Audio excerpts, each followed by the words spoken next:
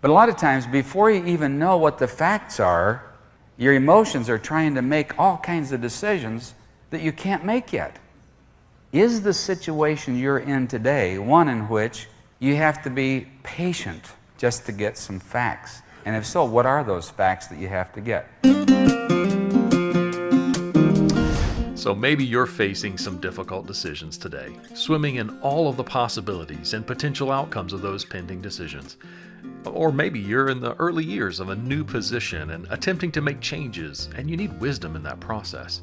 You know, we all face unending decisions in business leadership, and this podcast episode is for you. I'm Ken Powell, your host, and on this episode of FCCI's Pathway to Purpose podcast, Bobb Biehl provides some rock-solid principles for making great decisions in business. This information is absolutely foundational for effective leadership in your role as a kingdom leader. Bobb will provide clarity between our leadership temperaments as either goal setters, problem solvers, or opportunity-oriented people. Bobb presented this talk at an FCCI conference shortly after the terrorist attacks of 9/11, and his comments are just as applicable today as he describes how to wisely navigate significant events that disrupt business. Things like, elections, wars around the world, political instability, and economic uncertainties, just to name a few. Well, on this episode, we'll hear the first 4 of the 10 principles that Bobb delivered in this excellent talk. I'd like to give you these 10 principles, and after each one of these, as I'm talking, keep applying it to your question, the question you're asking yourself in your heart, the decision you're trying to make, the problem you're trying to solve, the goal you're trying to reach, and it seems to be spinning your wheels, or the opportunity you're wondering, should I seize it or let it go? First principle. Fatigue makes cowards of us all. Vince Lombardi, the famous coach of the Green Bay Packers, this is one of his main principles. Fatigue makes cowards of us all. He basically insisted that players get in the night before the game or they'd be released from the team on early to bed the night before a big game, because fatigue makes cowards of us all. I've added to that over the years that fatigue makes cowards of us all and turns us introspective and negative. The situation you're dealing with, let's call it the situation, okay? The situation for you may be a question you're trying to answer, a goal you're trying to reach, an opportunity. Let's call all that your situation. Ask yourself this question. Is part of the reason I'm wrestling with this situation so much is because I'm so dang tired. I'm just exhausted. I've been gunning, I've been pulling uphill, I've been working night and day for so long, I can't hardly stay awake in meetings like this. It's like I am exhausted. Fatigue makes cowards of us all. What Lombardi said was basically that if you are tired, you won't try to make the extra tackle or the extra block. He said if you're rested, you got springs in your legs. If you're tired, you want to lay down and go to sleep on the ground instead of getting up and chasing a runner.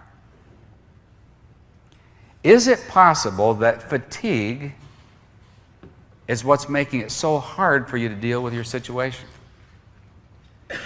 You know what I've found in dealing with top executives over a lot of years is that fatigue, I would call almost second to Satan himself, the number 2 enemy of the leader is simply fatigue. It distorts our wisdom, our wisdom and decision making. The thing that when we're rested would seem easy seems just impossible, so we decide not to do it. We give it a pass. We don't invest. We don't take over. We don't buy out. We don't sell. We don't do anything. We don't change. We don't take advantage of opportunities because we're so tired we can't do it. So question 1, is fatigue affecting substantially the situation you're wrestling with? You may say, nope, that's not me. I can't remember. I'm sorry, I can't remember your name. We met last night. You. Ron Ghoster. Ron Ghoster. Hi, Bob. Ron Ghoster has never had a fatigued minute in his life, anywhere, at any time. Right, Ron? I was asleep once. Sleep once. Lasted for 2 minutes 7 years ago. There are some people that have enormous natural energy. Some people don't. Some people are shocked the first time fatigue actually hits them. I have a pastor friend in Plymouth, Michigan, who had some kind of like Epstein-Barr or something. He said, Bob, for the first time in my life, I know what people are talking about when they say I'm exhausted. Is exhaustion, is fatigue playing a part in the situation you're dealing with? And if so, I would urge you, don't make a critical decision in a state of fatigue. It's like in jet lag. You can make very foolish, unwise decisions. You don't have the finesse in your conversation. You'll tend to overstate or understate or cave in or be too aggressive when you're tired. Factor that in. Principle number 2. Once the facts are clear, the decisions jump out at you. Is your situation a decision you're trying to make? You may say fatigue hasn't got anything to do with it, but it is an important decision. I say, then listen to what Peter Drucker says. Peter Drucker says, once the facts are clear, the decisions jump out at you. One of the things I deal with a lot in my consulting practice is just plain stress. The stress level of some people is just excruciatingly painful. What I've come to conclude over the years is that 85% of stress, in my opinion, or a high percentage of stress, is caused by one of two things: indecision or lack of control. If you're feeling enormous stress today, or if your husband is feeling stressed, or your wife is feeling stressed, ask yourself this question: what can't we decide, or what seems out of control? And by the way, in transition, it's always stressful, because when you're moving from one position to another, or one community to another, or one church to another, what is it that seems true of that transition? It just seems like everything's out of control. How much the new house is going to cost, when the buyers really sign off on our old house, all that kind. It just seems like everything's out of control.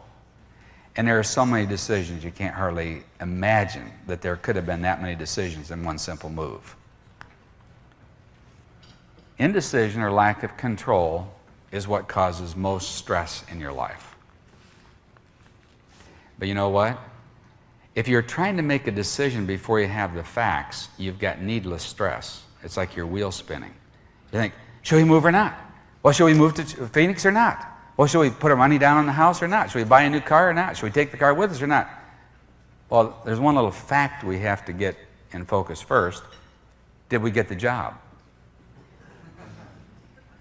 But a lot of times, before you even know what the facts are, your emotions are trying to make all kinds of decisions that you can't make yet. Is the situation you're in today one in which you have to be patient just to get some facts? And if so, what are those facts that you have to get? Cheryl and I are very, very, very, very excited right now about the possibility of buying a company. The problem is, we don't know if the person's interested in selling yet. And I won't know till sometime in the next month. We could go through all kinds of contortions and frustrations and angsts about that. You know what the bottom line question is? If the person doesn't want to sell the company, it's all wasted. So the wisdom is to, it's nice to play around and think through and what if and what if and what if. But once the facts are clear, the decisions jump out at you. Now, if the person says, all right, I'll sell it for X number of dollars, let's say $1 million, you say, good, let's go. The same person says, all right, I'll sell it to you. $28 million. Oops. Those are two different facts. The decisions jump out at you. For $1 million, it's a great deal. For $28 million, we're going home. But you don't know that until the facts are clear. Wives or husbands, whoever it is that's helping a spouse process a decision. When you sense, wait a minute, they're processing a decision, they're trying to make a decision, they're so uptight, they're so stressed because they can't make the decision, one of the most profound questions you can ask as a wise sounding board is, What facts do we have to know before we can make a wise decision? A client of mine called me the other morning early at the hotel. He said, Bob, what about this New York thing? And of course, the New York thing, everybody realizes is shorthand for the terrorist attacks on the Twin Towers. And he said, I'm a leader. What do I tell my people? How do I process this? I'm going to go meet with my staff. What do I tell them? I said, give me a couple minutes. Let me call you back. So I call him back and I said, tell him 4 things. Number 1, God is still in control. He wasn't surprised. It's all in his plan some way that we don't understand. Secondly, focus on the positive. Focus on what you still have left. We still have jobs. Our people weren't there. We've still got a future. Focus on what hasn't changed and what's positive in the situation.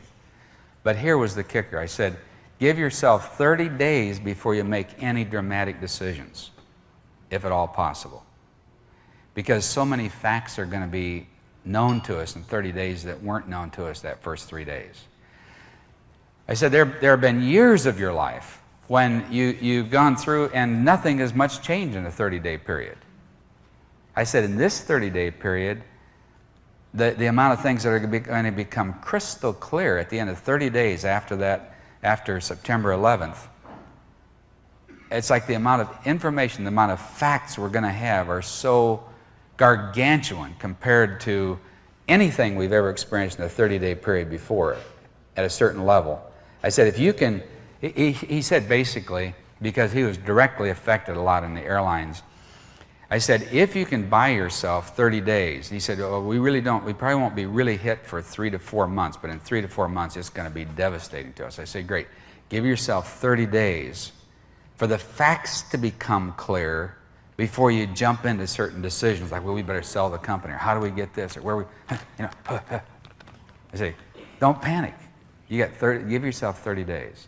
And then the last thing is, what brainstorming is a concept or exercise that's based on the understanding that nothing is meaningful without a context.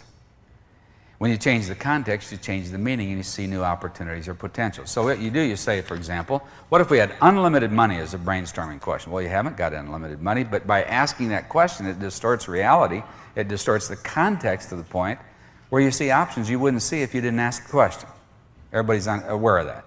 So I said, use brainstorming the other way to say, what if the worst that could happen happened? What would we need to do? And that will show you some of the key vulnerability points you've got. And then when you bring it back to, wait a minute, we aren't there yet, but what could we do right now to sort of shore up the base or focus in or tighten down or ramp up or whatever? I say use that brainstorming. The 4th thing is to use brainstorming to see new options that in this new environment you can make new progress. So ask, how can we make disproportionate progress in this time rather than how can we be the victims of its devastation? Number 3, it takes 4 years to master any new position. One of the things I've found in my consulting over the years that is just a very, very, very common frustration to people is they've been in this job 6 months already and they're on top of it yet. I say, no, wait a minute, hold it. Or whenever anyone says, I just started at Apple, or I just started at such and such, or I just left Adobe and I'm going to be working over at this company. I say, could I give you a little perspective that I've run past a lot of people much older than myself, and every person I've ever talked to about it said, as they looked at it, I said, does that make sense to you? They look back and they say, aha. Yeah, as frustrating as it is to agree with you, I have to agree that that's the way it's worked in every one of my situations. It goes like this. This is best case scenario. It could be worse than this, but best case, your first year in a position is orientation. It doesn't say you don't make some decisions, solve some problems, make some money, lose some money, buy some things, sell some things. It doesn't say you don't take action your first year. But at the end of your first year, I don't care who you are or what the position is or how much experience you've got, At the end of the first year, you'll turn to your spouse and say, you know what, honey, I'm beginning to feel like I really know what's going on over there. But it does take a year. Some of you are in your first 6 months of a new position and wondering why you aren't on top of it yet. You may say, well, Bob, I worked at the company as the vice president. Now they've made me the president, the CEO. I say the clock starts again. Because you know what? The people that are relating to you today as president relate to you totally different than they did as vice president. As vice president, you're a peer. Now you're their team leader. And because of stuff that happened to them in the 4th grade and on the playground and etc., they look at you totally different as the president than they did as a colleague, as a vice president. Their expectations of you are different. Their response to you is different. Their ability to follow you, their ability to interact with you is different. What they tell you is different. Everything is different. It's going to take you a year to get used to working with your own longtime friends. Second year is experimentation. By the end of the first year, you're saying, you know what? I think we're sort of on top of this. I think I know what's going on here. I think we should try this. I think we should try that. I've seen new opportunities. I'd never seen them before when I was at this position or in this different company. We could try this, and you start trying new things. The second year is experimentation. The third year, you say, you know what? We've been at this a year. I thought this idea was going to work, but it did not. This idea was a bomb. Let's just can that one. Let's move on from that. But this idea worked better than I thought it would. It's the beginning of the 4th year that the mastery begins to take over, and you feel like, I know what's going on here. I know what to do. I know where to do it. I know what to push, what not to push. It's in your 4th year that acceleration happens. Do I hear any ahas on that one? Okay. Now, if it's true for you, it's also true for your staff that you've just brought in. Any ahas on that? If you just brought a vice president on, vice president of marketing, vice president of IT, vice president of something, it's going to take them 4 years to get where you'd like them to be the first day. Best case scenario. Doesn't mean they won't help you the first year. It just means it takes a while. Now, let me give you another little bit of perspective. Someone said once that perspective is worth 50 IQ points. Did I hear an aha? Did I hear a spontaneous aha? I think I heard one over there. I'm not sure. Perspective is worth 50 IQ points. You can be brilliant and have some real goofy thinking if you lose your perspective.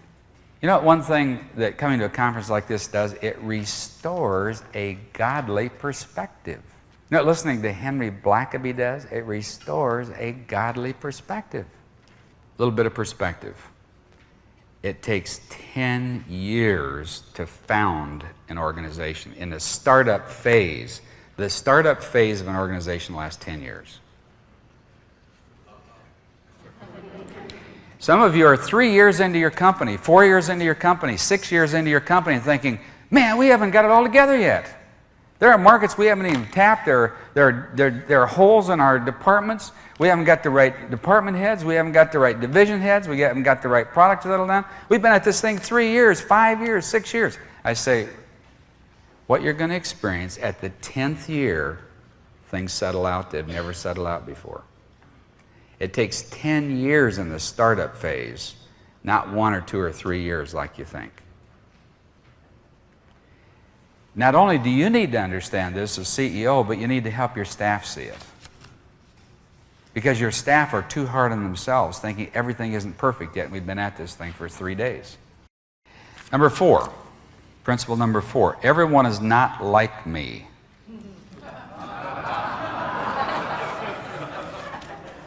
Let me introduce you to 4 levels of thinking. The first level, and it's the level I think about 80% of the people that we encounter are at.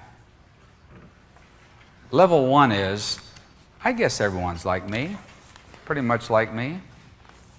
I guess all humans are alike and everyone's pretty much like me. Or they will be when they grow up. You know what? Often couples live a long time before they realize that, you know what? My husband isn't like me at all. My wife isn't like me at all. They're grown up, they're just not like me. Because I've been waiting for 15 years to get them to grow up and be like me.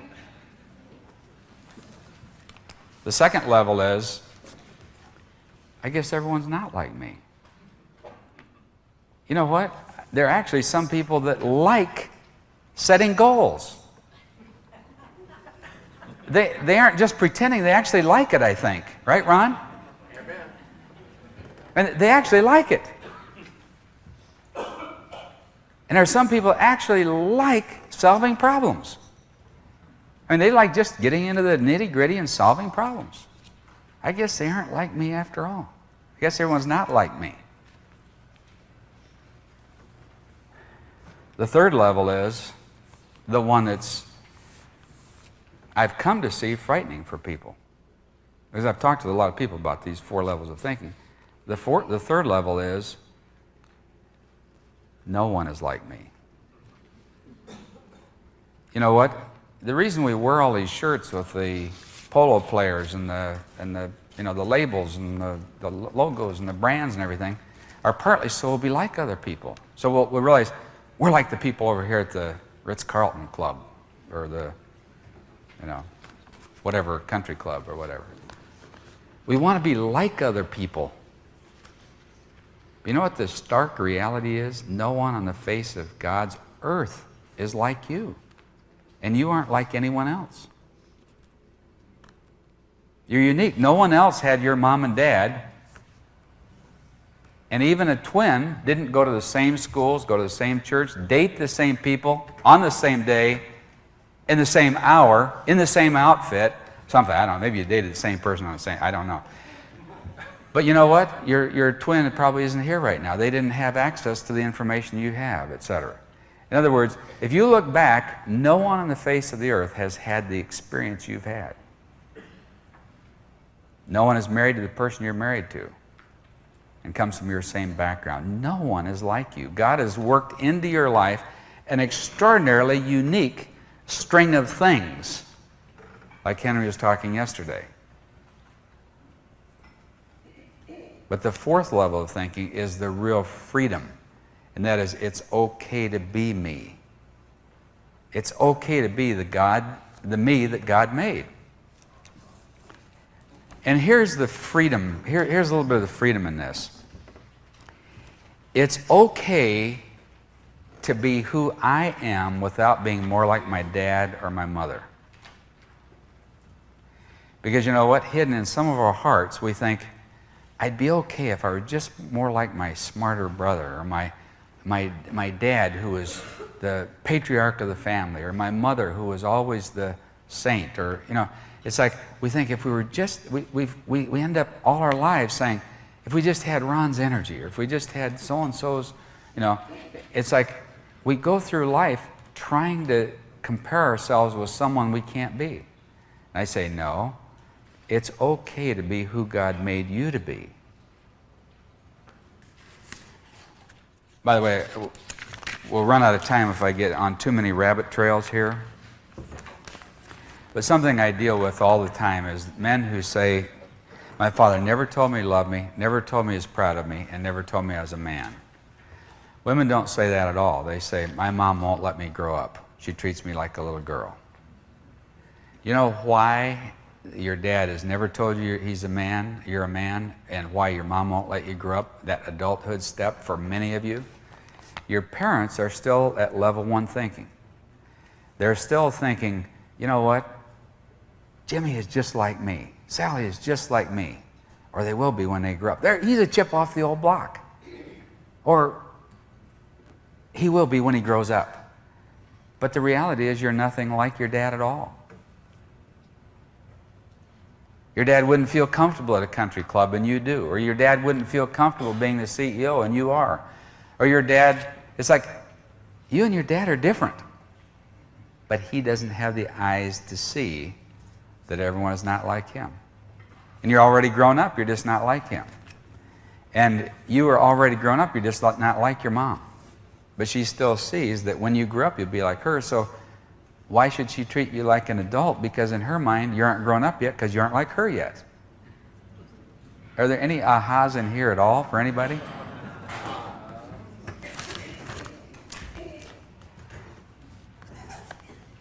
Number 5, everyone likes a plan, but not everyone likes to set goals. You may say, that sounds like a contradiction in terms. I say, no, it's just listen to it carefully. Everyone likes a plan, but not everyone likes to set goals. Matter of fact, I wrote a book called Stop Setting Goals If You'd Rather Solve Problems. Because what I've come to see is that about 15% of most groups this size, even presidents of companies that you'd think, as you sit here, if you're not a goal setter, you may think, everyone in this dang room is a goal setter except me. But I don't really like setting goals. Matter of fact, let me give you the emotion that people usually attach to the I don't like goals. It's I hate setting goals. I hate it. I mean, it's like, it isn't a, see? About 15% of the people in this room are actually goal setters. About 80% are actually problem energized, not goal energized. And what you're really looking at here in terms of how am I different from other people and how do I lead effectively and how do we relate to each other as mates is how do I differ from other people and when do I use that difference and when do I not abuse the difference. And so what you're looking at is partly, am I a goal setter? Am I naturally energized by setting goals? Or am I naturally energized by solving problems? And what I've found, or am I naturally energized by seizing opportunities? What I've found is that about 15% of the people answer typically, I'm a goal setter. I love just setting goals and reaching them. 80% of the people, or so in society, probably less than that here. I would guess that in this room it's probably about 30% goal setters, about 35% goal setters, about 60% problem solvers, and the rest are opportunity oriented. But to a goal setter, when you mention the word problems, there is a draining of energy. To a real goal setter, if I said, Ron, here's the goal, you say, yeah, let me at it. Where's the hill? You know, what wall do you want me through? But if I said, now Ron, we got some problems here, there'd be something in you, it'd be like, oh man, not problems again. Why are you so negative all the time? But you know what? Problem-oriented people aren't negative, they're simply problem-oriented. That isn't the same at all. They're like the defensive unit. For those of you who play football, the problem-oriented person is like the star of the defense, is like a center linebacker that doesn't want the enemy to score against us. And you've been that way since the 4th grade, so you aren't going to change that even if you say, oh, I'm going to become a goal setter. I am. I think I can, I knew I could. No, it won't work that way. You are who you are. And the problem-oriented person is like the center linebacker that no one can get around. You're the kid in the 4th grade that no one could get around on the playground. It's like you weren't the scoring machine, you're the one that no one could get around. You're problem-oriented today. The goal setter is more like the driving fullback that's sort of always looking for another 10 yards, 15 yards, 6 yards, 8 yards, lose 2 yards, but come back and hit, just make you pay. You know, it's like going to make you pay for every 6 yards you keep them from kind of thing.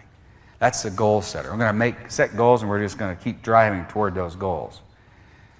But the opportunity-oriented person is about 5% of the population, and that's the person who is always looking for a crack in the line to run 97 yards for a touchdown and win the game. In a group like this, there is a disproportionate amount of people who are opportunity-oriented as compared to goal or problem. Let me show you something. For those of you who are married to opportunity-oriented people, first of all, if you're a problem-solving person married to an opportunity-oriented person, it'll drive you crazy. Oh, okay. The goal-oriented person, if you mention the word problems, they go like this. You mention the word opportunities, they say, don't distract me, I'm trying to get to my goal here. With a problem-oriented person, if you mention the word goals, they say, oh, you didn't follow through last year. If you mention the word opportunities, it's like, why look at those opportunities? Man, we got problems here. We got to fix these things. Here, let me show you the opportunity-oriented person, because this is the one that is sort of okay, here's the opportunity-oriented person. Let's set some goals. Now, okay, if you want to. Well, let's solve some problems. Yeah, get a team together and do that. I agree, that's a problem. It's almost like they're disengaged until you look at their heart, and in their heart, they will look more like this. Opportunity, where? They, on your toes. And it's like when they see an opportunity, bong, they're gone. Hard to guard the Flagstaff. I mean, they're just gone. That's an opportunity-oriented person. But some people, some of my clients who are CEOs who are opportunity-oriented, which turns out to be a fair number of them, every time they go on a trip, they come back with opportunities that make their staff's hair stand on end. Because they were just trying to get on top of the problems they had.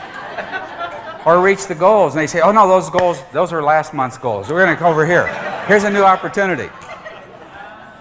And I'm saying the reality is that to be a leader, you can't assume everyone's like me. You have to assume they're complementary to me. That's why they're on the team. If I didn't have them, I'd have to solve the problems. I'd have to set the goals. I'd have to, you know. So it's like, how do we work together as a team like that? So everyone likes a plan. Everybody likes to know where we're going. But not everyone likes to set goals. Some people will define their plan as the problems we need to solve. By the way, one of the things I discovered the other day was that there are 3 philosophies of planning. The one that's most common is all planning begins at the end, or begin with the end in mind, or some of those kind of phrases. You know what that is? That is a goal setter's logic. To a goal setter, that makes all kinds of sense. It's like that is as clear. You just find out where you want to go, and you start building a plan to get there. That is a goal-oriented person's logic. But you know what? To problem-oriented people, it doesn't make any sense at all. They say, how are we going to get there? Because we got this stuff we have to deal with. You're not a realist. You've got to deal with these problems. So the problem solver's logic is, in planning, is let's deal with this, and then we'll deal with the next thing, and then the next thing, and the next thing. The problem solver, instead of starting way out there, likes to start here and work their way into the future. Right? Okay. But look at the opportunity-oriented view of planning, which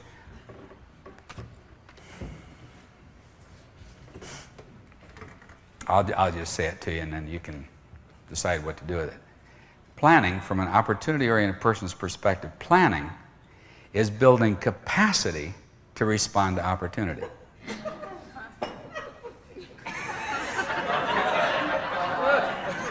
Is that right, or is that right?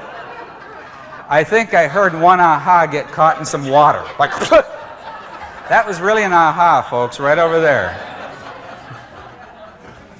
Let me say it again, because those of you who are opportunity-oriented, it does make all kinds of sense. Planning is building capacity to respond to opportunity. And if you see that if you've got 3 people on your staff and an opportunity comes along that takes 30 people, you can't respond. But if, while you're sort of sitting there waiting for that opportunity and looking for the opportunity to come along, if you can get your team mobilized to add staff that is needed, and add budget, and add IT strength, and add this, develop the product, do the R&D, etc., so that when the opportunity comes along, we're ready to go, that's where planning comes in. So I love the clarity that Bob provides as he sets forth those leadership styles or temperaments of goal setters, problem solvers, and opportunity-oriented people. Which are you? One of the tremendous benefits of participating in FCCI business leadership groups is the opportunity to discuss and pray over leadership decisions in a framework of acknowledging various leadership styles and having those trusted advisors to speak into your life and provide wisdom, some biblical counsel. Well, if you haven't joined an FCCI BLG, I'd invite you to learn more as you navigate over to fcci.org.